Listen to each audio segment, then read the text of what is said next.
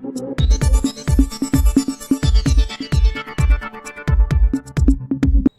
જિલ્લામાં છેલ્લા 6 માસમાં કુલ 242 બાળકો રેડ ઝોનમાંથી ગ્રીન ઝોનમાં લાવી શક્યા. એપ્રિલ 25માં કુપોષિત બાળકોની સંખ્યા 1100 હતી, જે સપ્ટેમ્બર 25માં ઘટીને 858 થઈ. બાળકોના પોષણમાં યશોદા માતાનું બિરુદ પામેલા આંગણવાડી વર્કર્સનો પણ મહત્વનો ભાગ. સરકારશ્રી દ્વારા પોષણની પહેલો અમલી કરવાને કારણે નવસારી જિલ્લાના બાળકોમાં ઓછું વજન, સ્ટેટિંગ, ઓછી હાઇટ અને શારીરિક દુર્બળતા જેવા પડકારોમાં નોંધપાત્ર હકારાત્મક સુધારો જોવા મળ્યો છે. પ્રોગ્રામ ઓફિસર કોમલબેન ઠાકોર બાળકોને ગમ્મત સાથે જ્ઞાન અને પોષણ મળે તે અર્થે આંગણવાડીમાં નિયમિત મોકલવા જાહેર અપીલ કરતા પ્રોગ્રામ ઓફિસર કોમલબેન ઠાકોર ભારતના વડાપ્રધાન શ્રી નરેન્દ્રભાઈ મોદીએ 7 ઓક્ટોબર 2001ના રોજ ગુજરાત રાજ્યના મુખ્યમંત્રી તરીકે શપથ લીધા હતા. તેમની જનસેવાના 24 વર્ષની સંકલ્પ સિદ્ધિની ગાથા જનજનમાં ઉજાગર કરવા માટે રાજ્યમાં 7 ઓક્ટોબરથી 15 ઓક્ટોબર સુધી વિકાસ સપ્તાહની ઉજવણી થઈ રહી છે. વિકાસ સપ્તાહ અંતર્ગત 9 ઓક્ટોબરનો દિવસ પોષણ દિવસ તરીકે ઉજવવામાં આવ્યો હતો. છેલ્લા 24 વર્ષો દરમિયાન ગુજરાતમાં પોષણ સ્તર સુધારવા માટે અનેક યોજનાઓ અમલી બનાવવામાં આવી છે. નવસારી જિલ્લા આઈસીડીએસ વિભાગ પણ આ તરફ સતત કાર્યરત છે. આઈસીડીએસ વિભાગ દ્વારા સગર્ભમાં માતાઓ અને ધાત્રી માતાઓ તેમજ તેમના બાળકોને પૂરતું પોષણ અને આહાર મળે તે માટે સંનિષ્ઠ પ્રયાસો હાથ ધર્યા છે. આ પ્રયાસોની સફળતા અત્રે ઉપલબ્ધ આંક ઉપરથી મેળવી શકાય છે.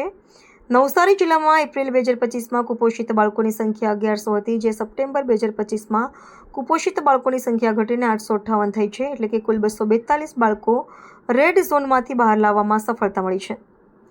વિગતવાર જોઈએ તો નવસારી જિલ્લાના છેલ્લા 6 માસના આંકડાઓ પ્રમાણે આઈસીડીએસ એટલે કે ઇન્ટિગ્રેટેડ ચાઇલ્ડ ડેવલપમેન્ટ સર્વિસીસ હેઠળ પોષણ માટે ગુજરાત સરકાર સહિત નવસારી જિલ્લા આઈસીડીએસ વિભાગના વ્યાપક અને સઘન પ્રયાસોના પરિણામે એપ્રિલ 2025માં ઓછા વજનવાળા બાળકોનું પ્રમાણ 14.95% હતું, જે સપ્ટેમ્બર 2025માં ઘટીને 12.91% થયું છે. હું કોમલ ઠાકોર, જિલ્લા પ્રોગ્રામ ઓફિસર આઈસીડીએસ. વર્ષ 2018માં રાષ્ટ્રીય પોષણ અભિયાનની શરૂઆત કરવામાં આવેલી, જે અંતર્ગત દર વર્ષમાં 2 વાર, એક સપ્ટેમ્બર માસમાં પોષણ માસ અને ત્યારબાદ માર્ચ માસમાં પોષણ પખવાડાની ઉજવણી થાય છે. જેનાથી તમામ જે લાભાર્થીઓ છે, બાળકો, સગર્ભા, ધાત્રી અને કિશોરીઓને ઘરે ઘરે પોષણના સંદેશાઓ પહોંચાડવામાં આવે છે અને સારા સ્વાસ્થ્યની કામના કરવામાં આવે છે. આ વર્ષ રાષ્ટ્રીય પોષણ માસની શરૂઆત થઈ ગઈ છે.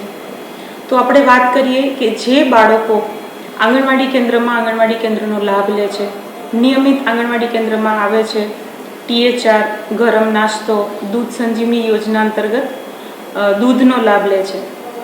ત્યારબાદ સગર્ભા માતા જે ટ્રાઇબલ એરિયામાં રહે છે એ માતાઓને એક ટાઈમ પોષણ સુધા અંતર્ગત ભોજન આપવામાં આવે છે. વાત કરીએ કુપોષણની તો હાલમાં એપ્રિલ 2025થી અત્યાર સુધી આપણે કુલ 242 જેટલા બાળકોને રેડ કેટેગરીમાંથી એમને નોર્મલ કેટેગરીમાં શિફ્ટ કર્યા છે. એટલે એટલા બાળકો ઉપર આપણે સફળતાપૂર્વક કુપોષણ બાળકોનું ઓછું કરી શક્યા છે. સાથે સાથે પોષણ સંગમ કાર્યક્રમ પણ રાજ્ય સરકાર દ્વારા લોન્ચ કરવામાં આવ્યો છે.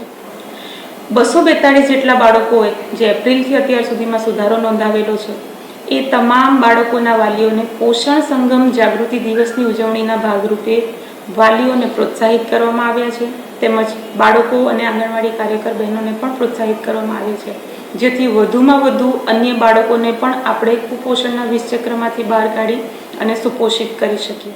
ચાલુ વર્ષે જિલ્લા પંચાયત નવસારી દ્વારા સગર્ભા માતાઓને પોષણ કીટનું પણ વિતરણ કરવામાં આવ્યું છે, જેથી સગર્ભા માતાનું આવનારું બાળક અને માતા બંને તંદુરસ્ત રહે અને એમનો વજનમાં વધારો થાય. વધુમાં આંગણવાડી કક્ષાએ ગમ્મત સાથે બાળકોને જ્ઞાન અને સાથે સાથે પોષણ પણ આપવામાં આવે છે. આંગણવાડી કેન્દ્રમાં સગર્ભા, ધાત્રી, કિશોરી માતાઓને મમતા દિવસમાં વિવિધ કાઉન્સિલિંગના સેશન્સ પણ કરવામાં આવે છે. બાળકો અને માતાઓનું રસીકરણ પણ કરવામાં આવે છે.